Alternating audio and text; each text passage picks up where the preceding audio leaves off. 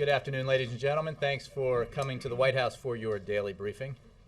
Before I take questions, I'd like to give you a brief readout of the President's lunch that ended not long ago with leaders of the House and Senate of both parties. I spoke with the President afterwards. It was a constructive and cordial meeting over lunch. It was the President, the Vice President, and the four leaders. They discussed a variety of topics, a range of topics, both domestic and foreign. And they discussed ways that they could build on the bipartisan cooperation that led to the extension of the payroll tax cut as well as unemployment insurance.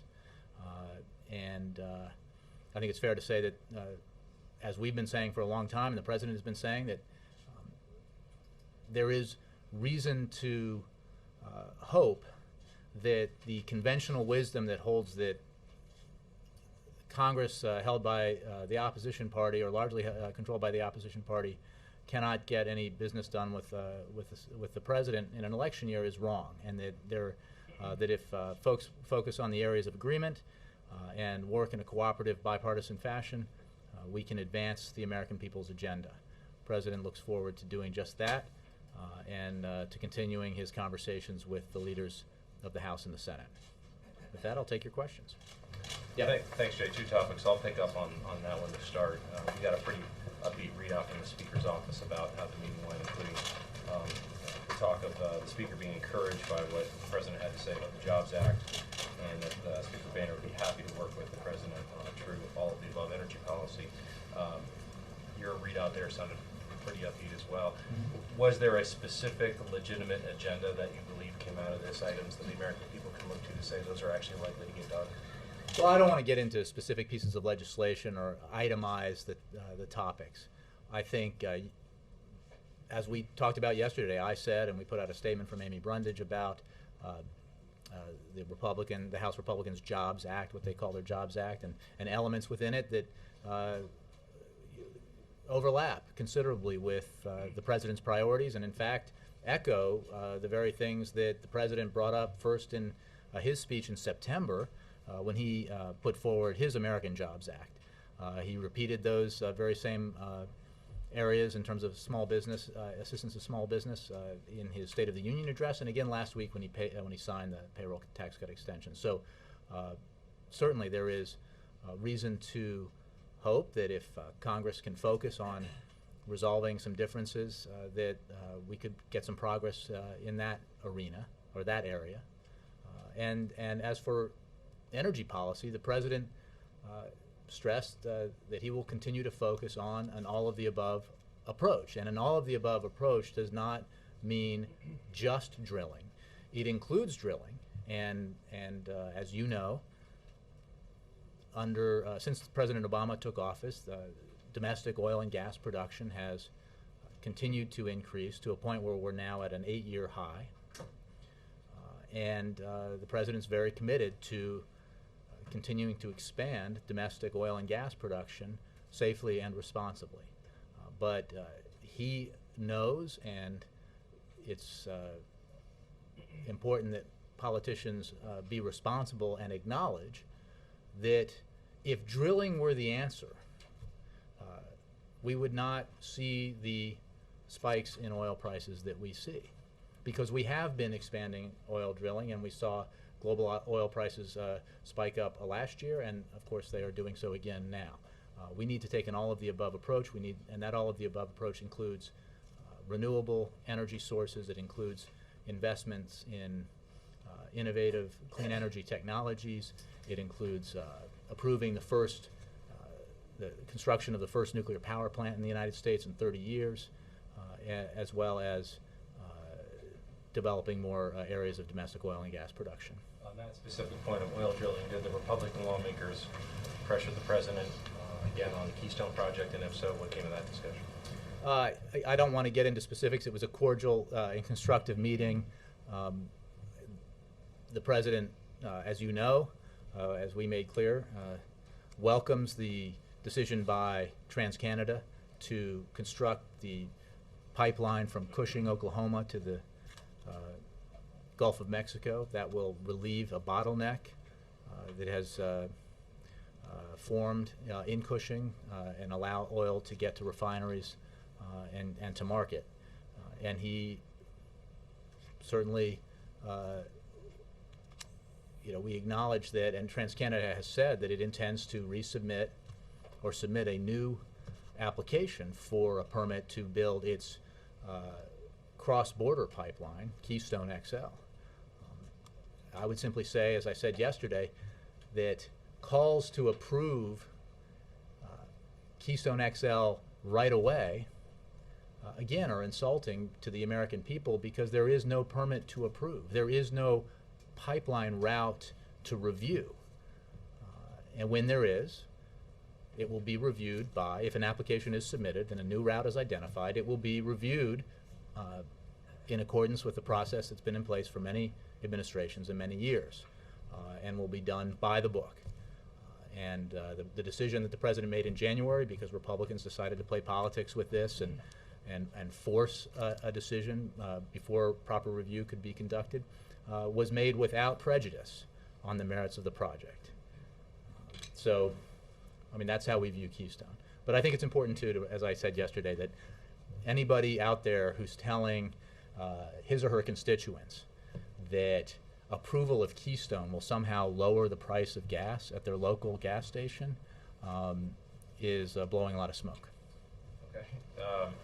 I wanted to ask you about North Korea as well and the developments there, and try to get the President's thoughts on two fronts. Do you see this as a legitimate breakthrough?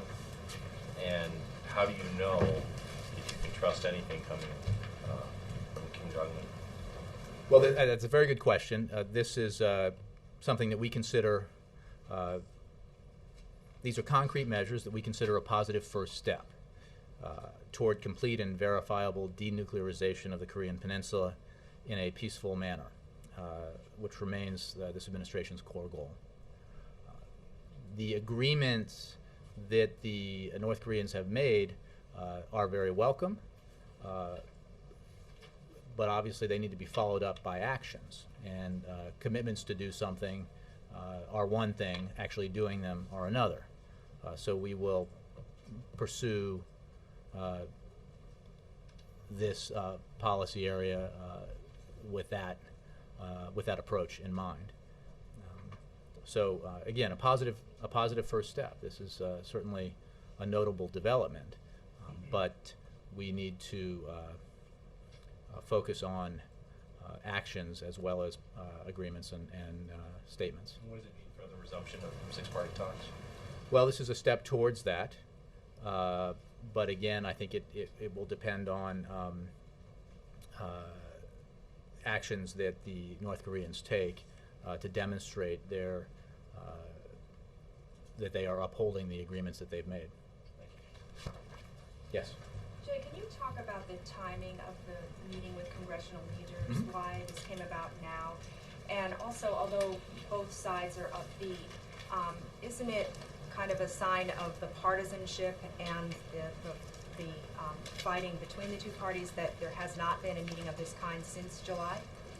Well, I'd say two things about that. One is that there has certainly been communication between the President and the leaders of the House and the Senate in the last in the time since they last sat down together. I think last summer and spring were notable for the high number of hours that the leaders spent together with the President as they tried to work out, avert a government shutdown in the spring, and work out an agreement on deficit and debt reduction in the summer. As for this meeting, it was an opportunity, as the President saw it, to meet with the leadership at the beginning of this year. It was useful to do it after Congress acted on the President's highest priority for the beginning of the year, which was ensuring that the payroll tax cut was extended so that 160 million Americans didn't see their taxes go up tomorrow. And having done that, it was an opportunity for the President to meet with the Republican and Democratic leaders to talk about other areas where we can cooperate and work together to help grow the economy, enhance job creation, and in general pursue the American people's agenda. So I think that is a good way of looking at the timing of this particular meeting.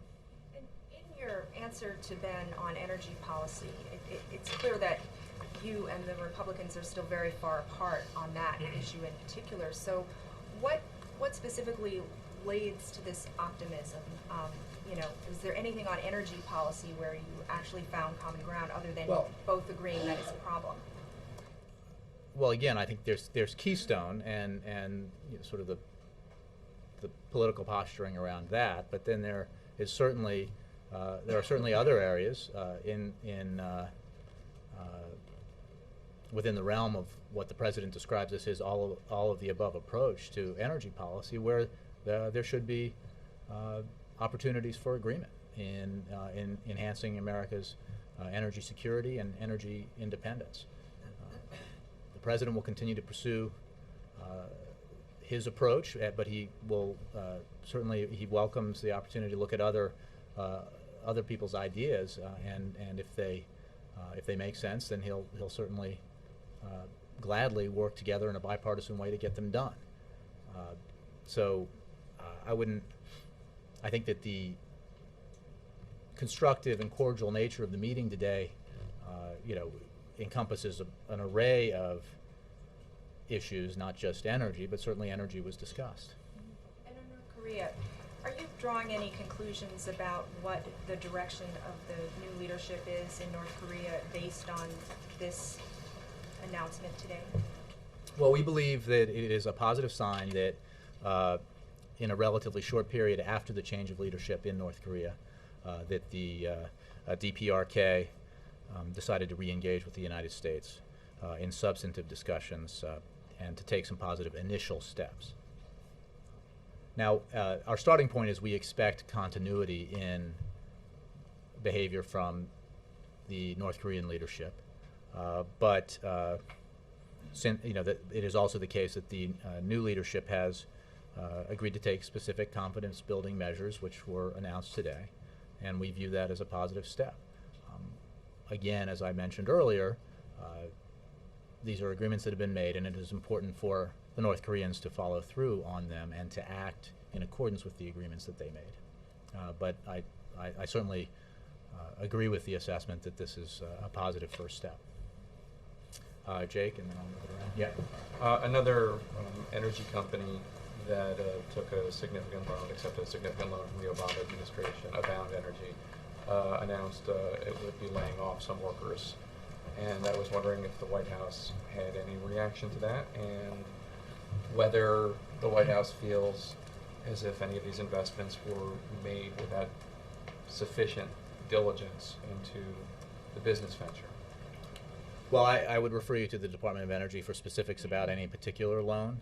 I would say broadly that it is inherent within these kinds of investments that there is risk, and Congress recognized that risk, which is why they put aside $10 billion in loan loss reserves, $10 billion in loan loss reserves when they created the program.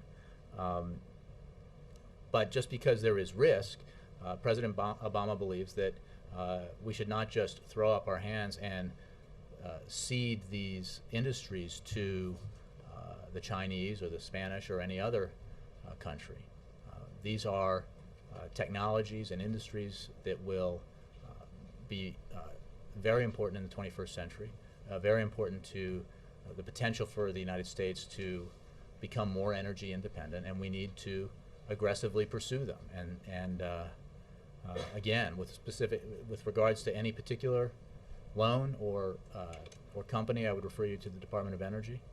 As for, you know, we have said and maintain that the loans that were made were made on a merit-based basis, and will continue. You know, that continues to be the case. But for specifics, I would refer you to DOE. And then, in light of the President's pending speech at APEC and the visit of Prime Minister Netanyahu, I was talking to a national security expert who was telling me that he didn't think that there had been enough of a discussion of what if Israel did launch a strike against Iran's nuclear facilities and things went wrong. And one of the issues he raised was the idea that Iran obviously borders Afghanistan and has stayed relatively has stayed pretty much out of Afghanistan in terms of compared to some of the things that it's done in Iraq, for instance, in terms of arming the insurgents in Iraq.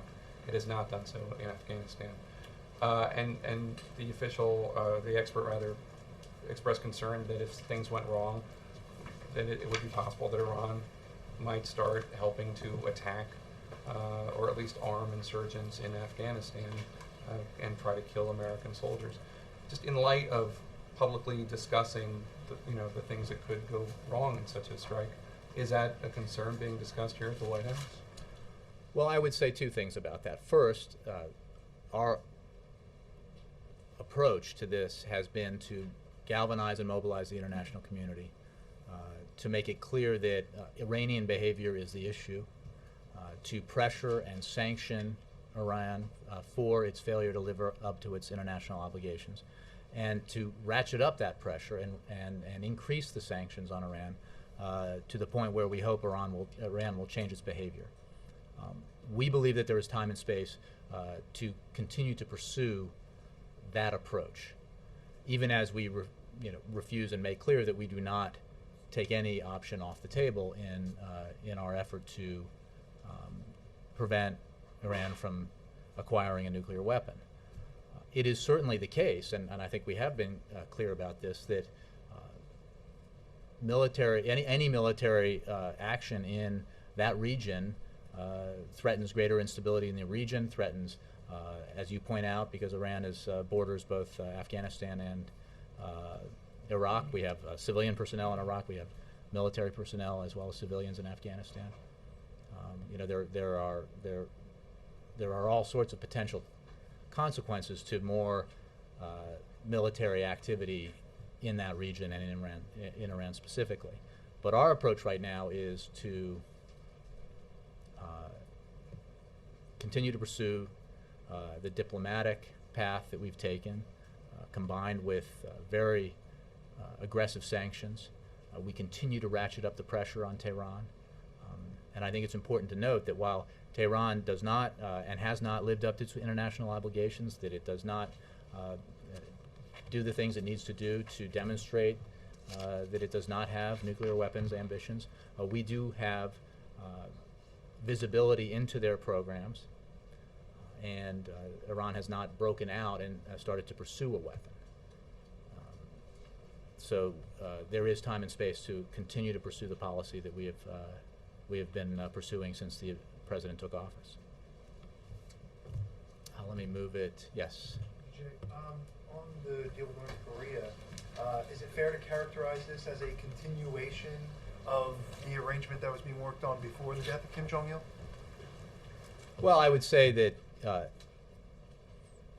there had been some progress or initial progress towards in this direction prior to the change of leadership, but it is certainly the case that in a relatively short period after the change of leadership that the DPRK has made these agreements, and that is certainly notable. But in general, like I said, we approach this with the expectation of continuity in behavior, but note that there has been this positive step. And the officials that sort of gave a background call on this were describing that they thought that the North Koreans had to sort of check back with the leadership before the agreement.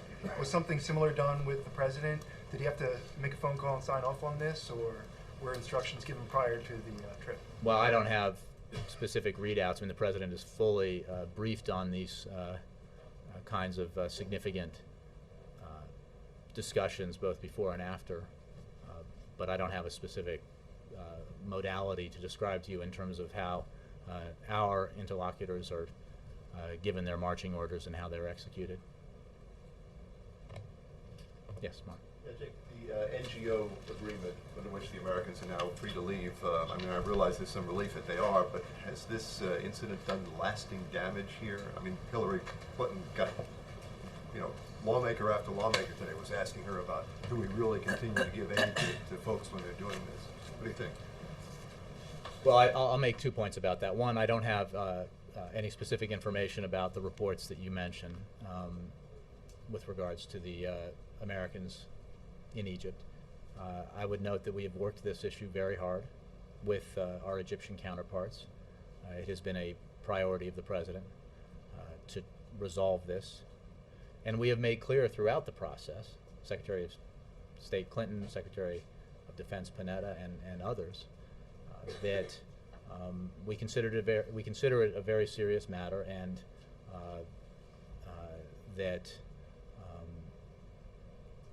it had the potential of affecting our relationship. But I don't want to get too far ahead of these reports until we have more details about them. Nora? You just said that we do not believe that Iran has broken out to pursue a weapon. Is that why the administration is reluctant to outline when it may use a military option? Well, no, I think that we've made very clear that we do not take any option off the table as we pursue a policy designed to prevent Iran from acquiring a nuclear weapon. We believe that the policy that we've been pursuing, unifying the international community and pressuring and isolating Tehran, creates the best opportunity for ensuring that Iran does not acquire a nuclear weapon. It is the best option, and because there is time and space still to allow that option to work, we are continuing to pursue it. But speculation or about what we would do if this were to happen and what would trigger what response is not something I would do here from the podium, and it's not productive to the success of our policy. To clarify, is U.S. policy to prevent Iran from acquiring a nuclear weapon, or to prevent it from acquiring nuclear weapons capability? Well, I think I've been clear that it's that we are determined to prevent Iran from acquiring nuclear weapons. We obviously monitor through IAEA inspectors their nuclear programs, and there is no question that Iran has not lived up to its international obligations with regards to uranium enrichment and their level of cooperation with the IAEA. So the fact that we do have inspectors who are able to provide visibility into their programs does not mean that they have been entirely cooperative, because they have not. And it is Iran's refusal to behave in accordance with their international obligations to take the necessary steps to assure the international community that they do not have the intention of developing a nuclear weapons program and developing nuclear weapons, that they are subject to these broad and increasing sanctions by the United States and the entire international community. And that pressure will continue, and it has had an effect on both the economy and on the political leadership. Can you speak to some of the reports in the Israeli papers that Prime Minister Netanyahu is going to pressure President Obama to be more specific about these quote-unquote all options on the table? Will the president be more specific? The president is very specific and direct in his many conversations with the Prime Minister of Israel, and I'm sure that will be the case when they meet again next week. Our approach is very clear, and I don't, I do not expect that either I or anyone else will engage in speculation about how we might react should something or the other happen in the future with regards to Iran's program. So I think you'll hear from us a very consistent message, and I fully expect that the President's conversations with Prime Minister Netanyahu will continue to be as detailed and candid as they always have been. And if Israel attacks Iran and Iran retaliates, will we defend Israel? That's a couple of ifs down the road. What I can say is that we have an unshakable commitment to Israel's security. It's a commitment that's demonstrated by the unprecedented level of military-to-military and intelligence-to-intelligence service cooperation that we've established with Israel, a fact that has been testified to not just by Obama administration officials, but by Israeli government officials, including the Prime Minister and the Defense Minister. And that level of cooperation will continue. We are absolutely committed to Israel's security. Sorry, just one more on gas prices. What's the current administration thinking on whether to tap the reserves? Should I tell you? Is it under That was a consideration? joke, and I would simply say that I have nothing to say about the Strategic Petroleum Reserve. We obviously look at all the issues and options when we approach energy policy, but I have no comment on any questions about the so-called SPRO. Ed? Jay, following on gas prices, does the White House agree with Secretary Chu's testimony on the Hill yesterday that the overall goal of the president's energy policy is not to lower gas prices? I'm not aware of that statement or the characterization that you give it. I think the president has made clear. I think the president has made clear that the strategy that he has embarked upon is to enhance American energy independence by pursuing an all-of-the-above approach that includes increasing domestic oil and gas production, increasing our development of and production of renewable energy sources, and as well as pursuing development of nuclear capacity.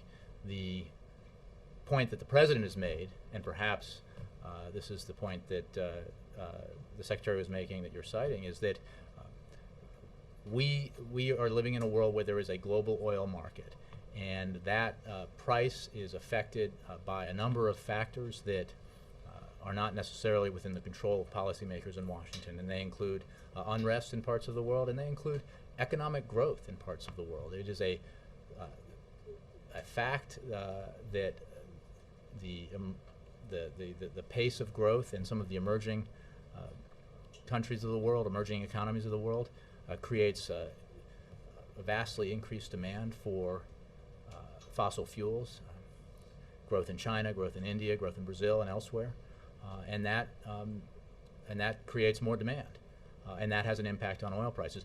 Our economic growth, which I should note has been continuing now for a number of quarters and has resulted in the creation of 3.7 million private sector jobs, also creates greater demand for oil and gas. So the point is the president is not focused on a policy and is not making promises to the American people that if I do this, you will be paying a certain price at the pump. Right. Because he is not insulting the American people's intelligence. He is simply saying that his commitment is to pursue a policy that enhances American energy security and enhances American energy independence, and that the only way we can insulate ourselves in the future from the kind of shocks caused by fluctuating oil prices on the global market is to do just that. To take an approach that has, by the way, resulted in a reduction already since he's been president in our imports of foreign oil. But is it reasonable also to expect that while you're working on that long-term strategy, that the president is also working in the short term to try to find a way to lower gas prices for people who are experiencing gas? There is no question. We look at every option and review all of the aspects of every option that might be available. But it is, again, a false promise to make by any politician that they have a three-point plan, that a three-point plan exists that can guarantee a certain price for unleaded gasoline at your local Exxon or Sunoco or Chevron or station. It's just not. It's not credible, and it's an insult to the intelligence of the American people. So is the overall message then that as you're working on this long-term strategy, the price of gas may just keep going up and up because we can't lie to you that it's going to go down. We don't have a three-point plan. It's just going to keep going up. Well, the fact of the matter is prices in global markets go up and they go down. So the focus that you need to have is on a sustainable policy that enhances American energy security, enhances American energy independence, and that's the approach the president's taken. Mara? Can you talk about tomorrow what he's going to say and why he's chosen New Hampshire? Well, I don't have any readout to give to you. I think any preview to give to you rather of the speech yet. We might have more for you on that. I think the yeah. No. But it's I mean, there is a we're going to New York. I think we're going to New York afterwards, but I'm sure we'll have more to say about that later in the day. I don't want to steal the president's thunder, but you can expect that he'll be focused on matters of domestic policy that are of concern to the American people, and I'm sure we'll have more details for you. Kristen. Thanks, Jay. Following up on North Korea quickly, you talked about the fact that this is an important first step and that you want to see it followed up with concrete action. Mm-hmm. Can you speak specifically about what some of the benchmarks are that you'll be watching for in the coming months? Well, look, the DPRK has agreed to implement a moratorium on long-range missile launches, nuclear tests, and nuclear activities at Yongbyon, including uranium enrichment activities. It has agreed to do that. What we will be looking for is for them to honor that agreement by implementing a moratorium on long-range missile launches, nuclear tests, and nuclear activities at Yongbyon, including uranium enrichment activities. As part of that, as part of our ability to verify the implementation of the agreements that they've made, the DPRK has also agreed to the return of IAEA inspectors to verify and monitor the moratorium on uranium enrichment activities, and to confirm the disablement of the 5MW reactor and associated facilities, part of the agreement that was made. So those are the actions that follow on the commitments that were made, and that's what we'll be monitoring, and clearly living up to the agreements and implementing the agreements will be, if that happens, will be considered another positive step. So that's what we'll be monitoring and watching. And also, Reverend Franklin Graham made headlines earlier this month when he questioned the president's religion on MSNBC. He's just released an apology saying the president has said he is a Christian and I accept that. Is that apology good enough? Well, I don't know that we didn't seek an apology. We certainly appreciate the sentiment expressed, and we'll leave it at that. Dan. Thank you. Just on North Korea, continuing what you were just talking about, beyond what North Korea, this agreement on its nuclear program, is there the hope that this will help to lift the veil on their intentions, deliberations rather internally in that country? Well, I think I'm not breaking any news when I say that it's an opaque society and an opaque government. I think everything remains to be seen here. Again, we have no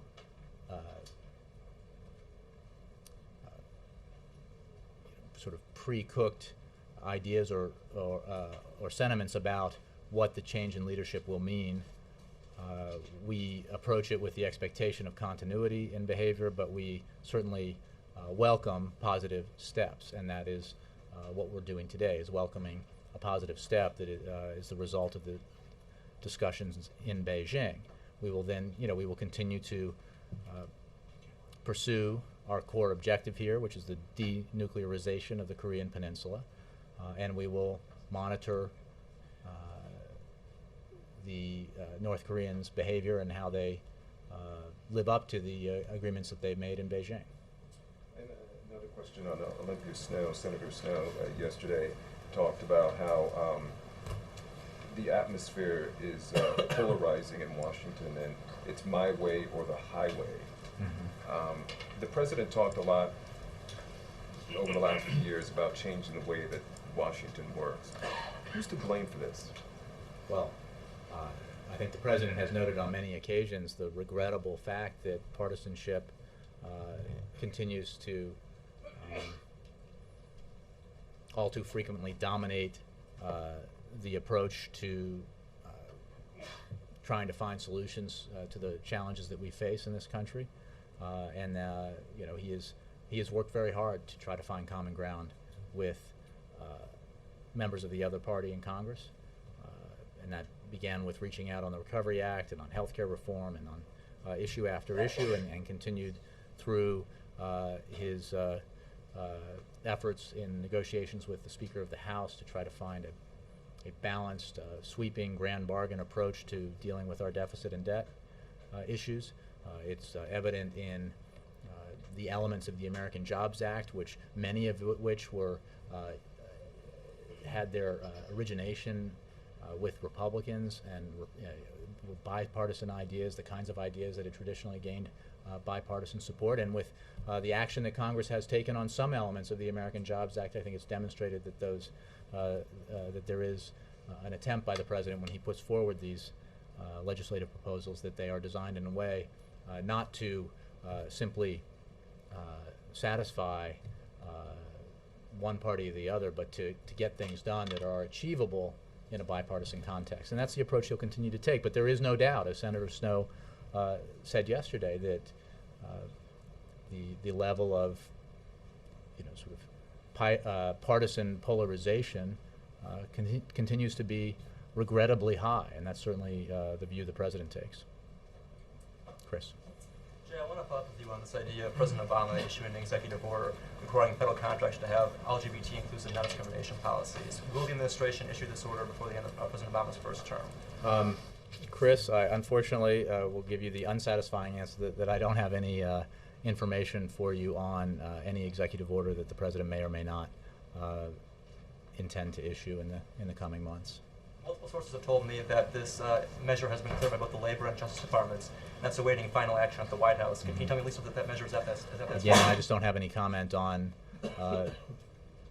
executive orders that we may or may not be considering, or executive or actions that may or may not have been taken at lower levels within the administration. Can you at least characterize from the podium, like what is the level of discussion about the executive order? Is it being discussed among officials at this time? Again, I just don't have, I'm sorry, I just don't have any information for you on that, but I appreciate the question.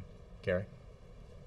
Thank you. Does the White House view, in terms of relations with the House GOP, you had the Stop Act, the payroll tax cut, and now Cantor proposing this Jobs Act. Is this, does the White House see this as a positive shift in maybe the relationship that had been very adversarial? I know for months, or for at least recent months, senior administration officials have been telling reporters that there was some hope that there would be a more cooperative turn, sort of as the election grows near, just based on some considerations by the House GOP. Is this what you've been predicting?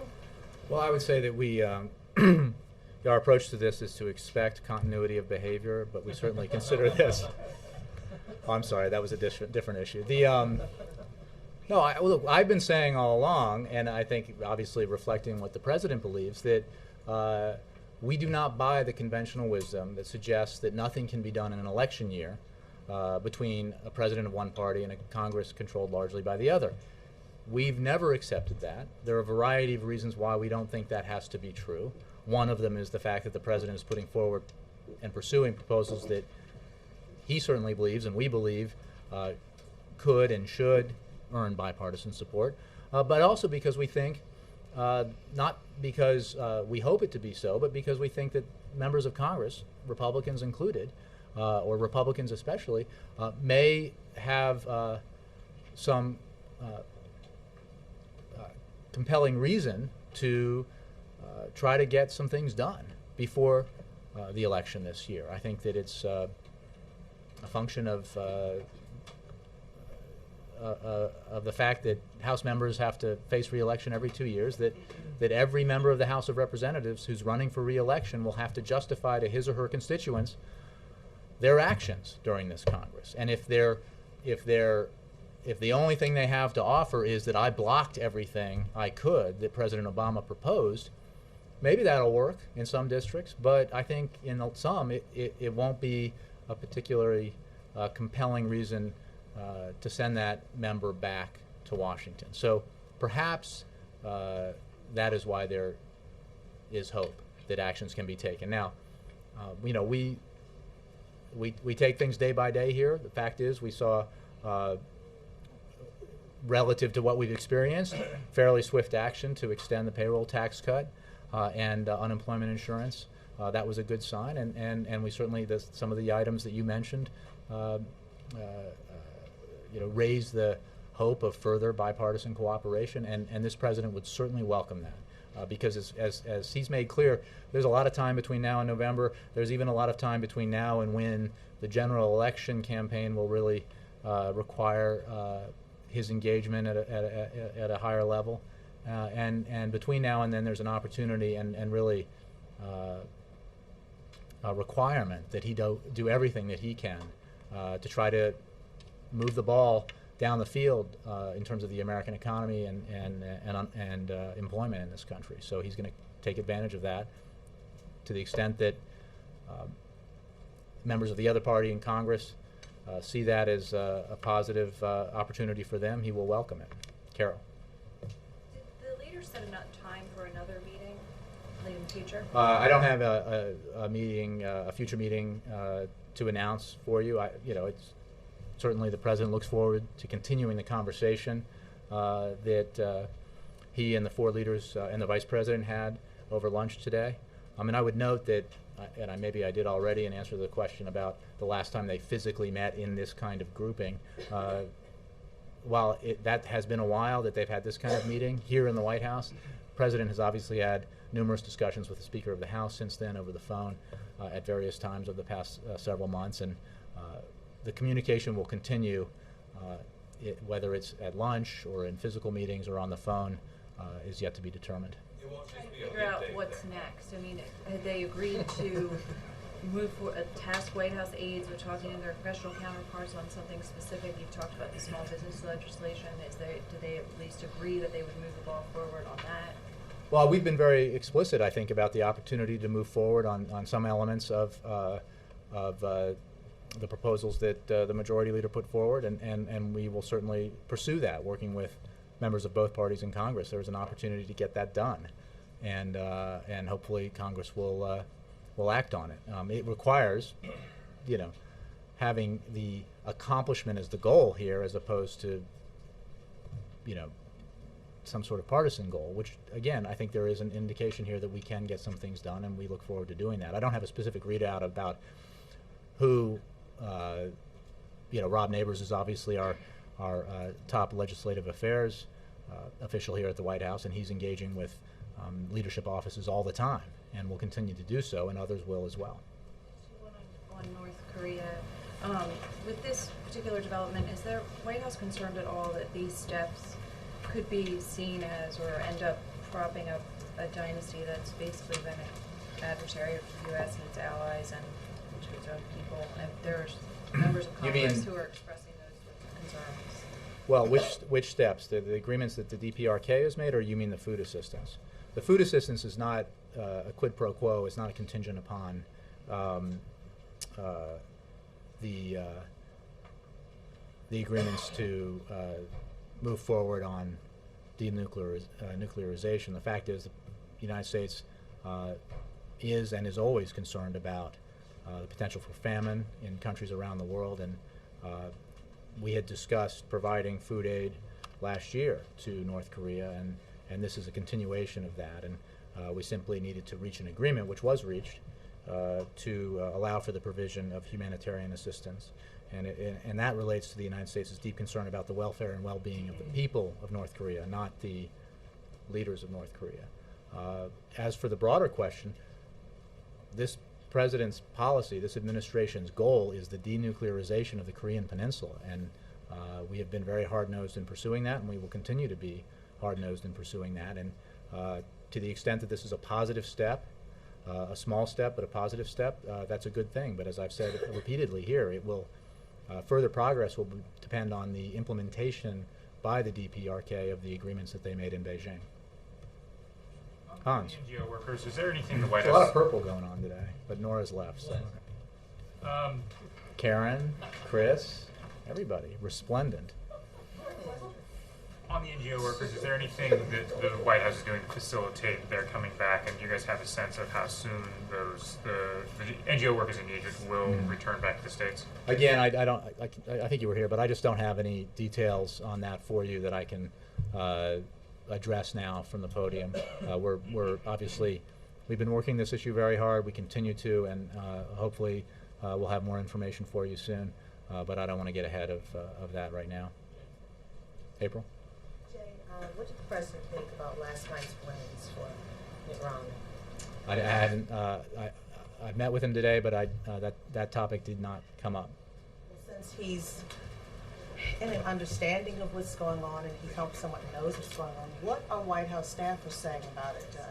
Particularly as you guys held the UAW event yesterday on the day of the primary, and also the fact that he had said basically there shouldn't have been a bailout, and he won in that area, the Detroit area. Well, be that as it may, there's been plenty of analysis of the Michigan primary. You don't need to hear it from me. The fact of the matter is, this president is pursuing a set of policies. He has a record that he believes has helped put this economy back on track, back and moving in the right direction, growing again after catastrophic contraction, creating jobs again after catastrophic job loss, and creating a foundation for sustained economic growth in the 21st century. Regardless of who the Republican Party eventually nominates, what we have seen is that the policies put forward by the potential nominees are all virtually identical when it comes to their approach to the economy. And that is to adopt the very same policies, and sometimes the very same policies except on steroids, that got us into this mess to begin with. So basically saying to insurance companies, you can write your own rules again. To Wall Street, you can, you're on your own, do what you want. That's a debate I'm sure we'll have in the fall. The president thinks that's not the right approach when it comes to giving greater tax breaks to the wealthiest Americans who saw their incomes rise and their share of America's prosperity grow dramatically, while middle-class folks saw their incomes stagnate or decline. He doesn't think that's the right approach. He's made it very clear. So that it almost doesn't matter who the debate is with, because this president thinks American voters are going to want to focus on, that the American people want to focus on who has the right ideas to continue the economic growth that we've been experiencing, to continue to dig ourselves out of the hole, to climb out of the hole that was dug by the Great Recession. So that debate will be joined at the appropriate time. Okay, I'm going to go back to my original question.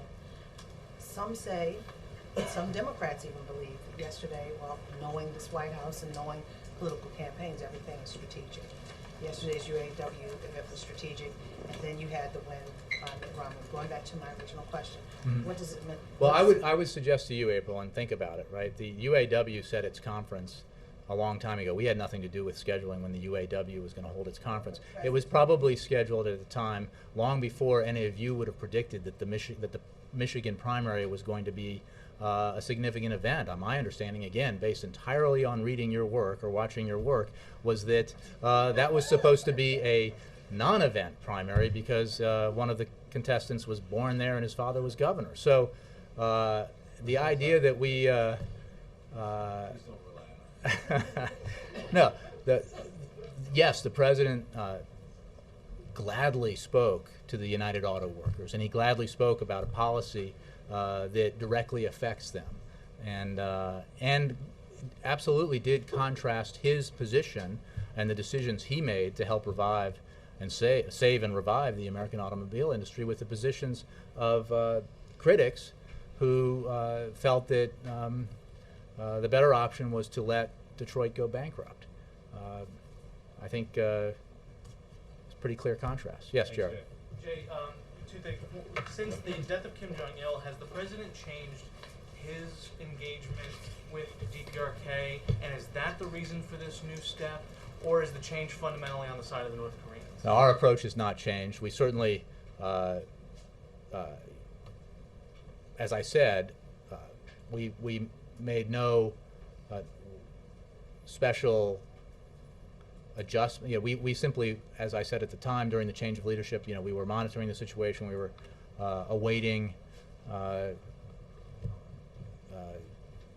allowing for that period of change to take place. And our approach has always been the same, and our expectation was not for anything but a continuation of a continuity in the behavior of the DPRK.